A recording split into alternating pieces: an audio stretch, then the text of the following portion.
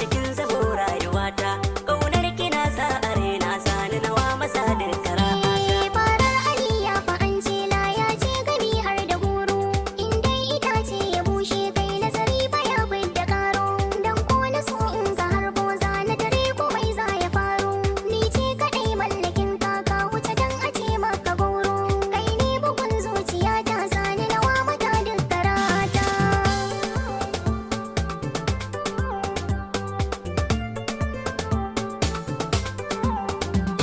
Aisha ni zan ya baki idan ku kina da kyau ne na hali, in dai muna nan a tare ko a gari ba me ki kulli, sosai ina girmama ki ya ado ki taso na kalli, so ya saman garkuwa ta tunda a zo cikin min mahalli, komai bacewar barawo ban ga ta yanda sai da wuta ba.